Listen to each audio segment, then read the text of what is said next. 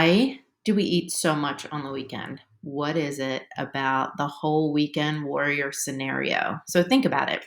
During the week, we're super structured. We have our work schedule, we have our activity schedule, and we fit our food in generally around those things.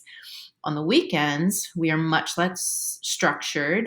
And given that we do have a lot more time on our hands, we tend to be a little more free with our food choices and the things that we do. Often, too, by the time Friday rolls around, we've had a stressful work week or relationship week, and the weekend comes and we're just like, ah. And part of that relaxation is just being able to choose foods that aren't necessarily normally part of our plan.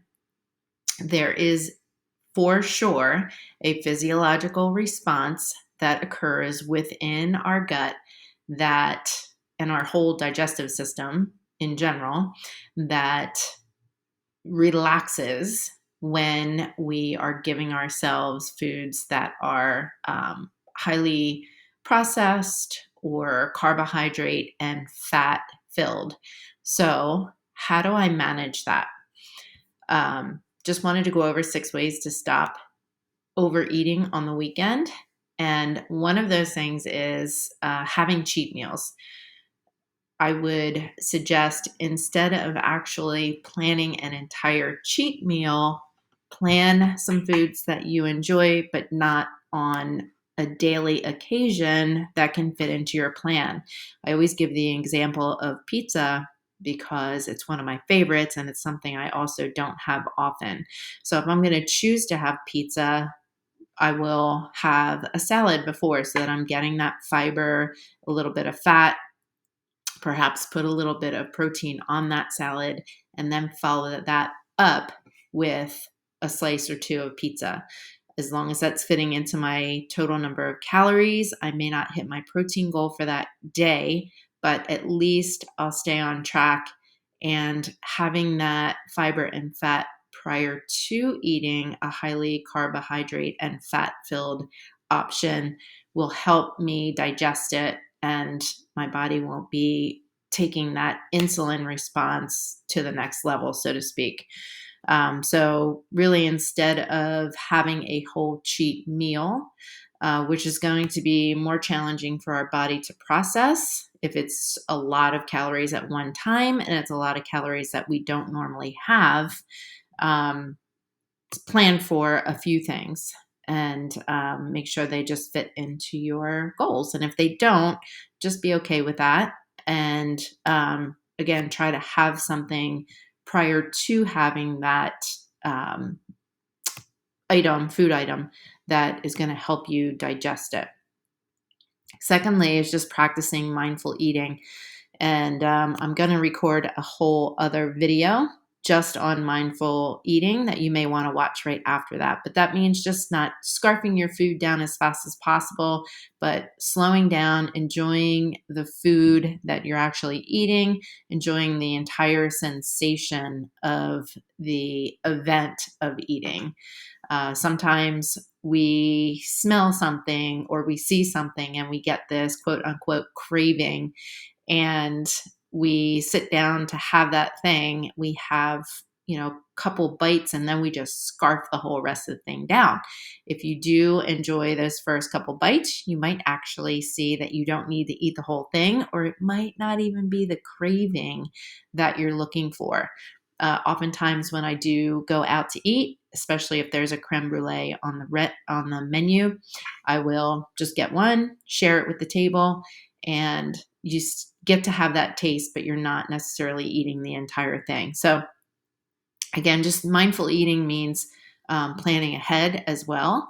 So if you are going to have a more extravagant dinner that's a little more calorically dense, or it might be more carbohydrate and fat dense, have a later lunch or increase your activity throughout the day.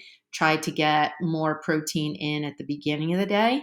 Definitely looking at the menu before you go out to a restaurant to figure out what you're going to have so that you're actually mindful about your choices, versus sitting down, being starving, looking at the menu, and then you want one of everything. So think about what what you're there at that meal for. Is it a social event? Are you enjoying the company? Can you really sit and enjoy the whole process of that event versus just focusing on what you think you want in the moment? Number three is coming up. Be consistent. So when it comes to weight gain, it's not just what you eat, but how consistently you do eat, and also how consistently the foods you are eating. Lots of times people will save their calories at night because they don't either have time to eat throughout the day, or they're not hungry when they first wake up.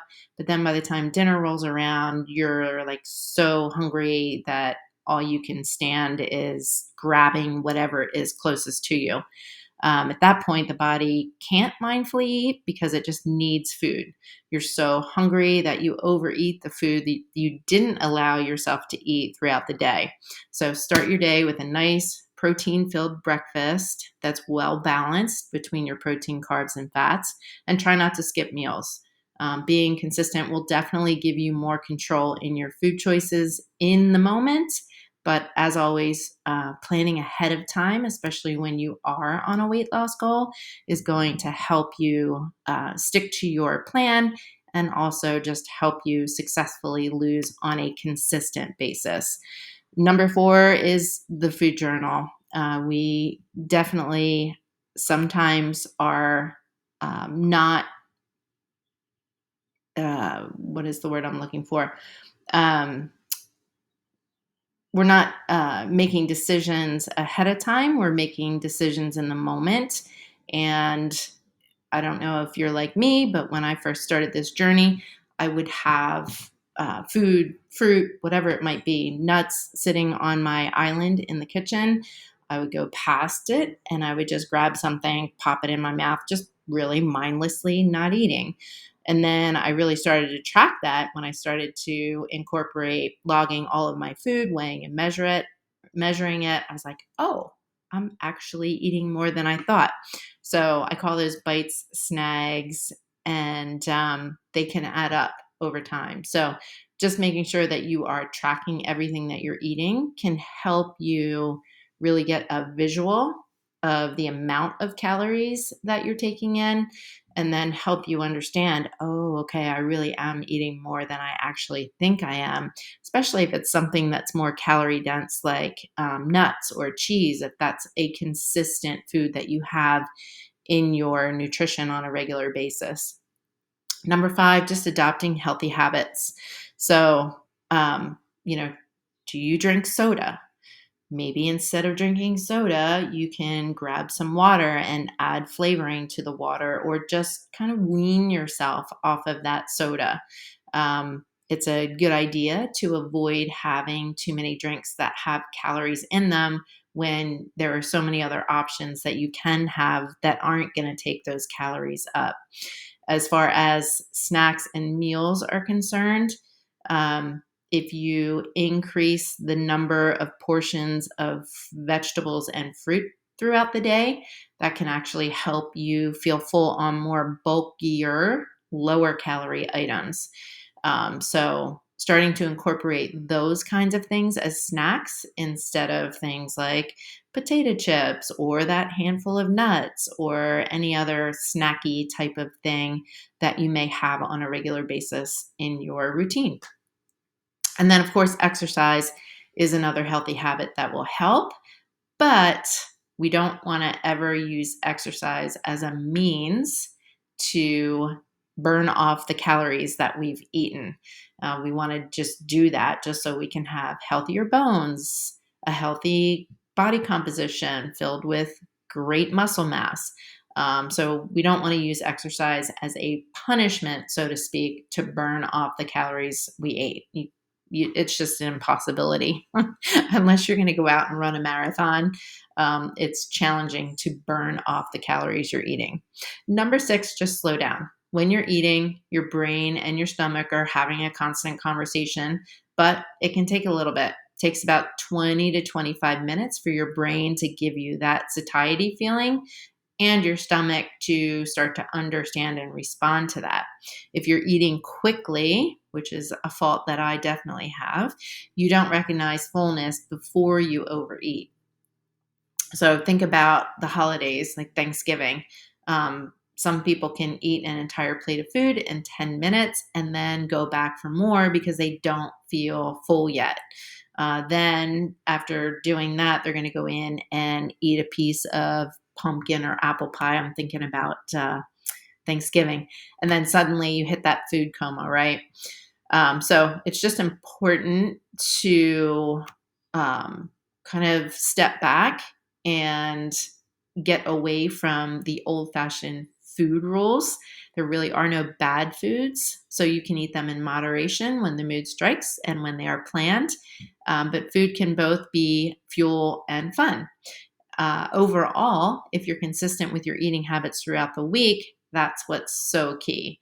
Food freedom gives you more choices and fewer reasons to weekend binge eat. And that's why I always say if you like to snack or have that bedtime snack, just plan it into your day. And then if you still feel that urgency or compulsion to eat, that's a decision that you make. And I think if you slow yourself down or try to distract yourself from having that extra snack, if you're going over your calories, that can help you set up to have a more healthy mindset and not to go overboard. So that distraction is definitely key.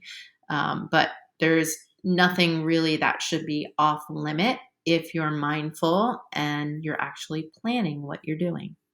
So hopefully that helps you kind of understand the difference between the whole weekend warrior mindset and why do we tend to go off plan? Why do we tend to overeat on the weekends? And if you have any questions, don't be hesitant to reach out and ask. Have a great weekend.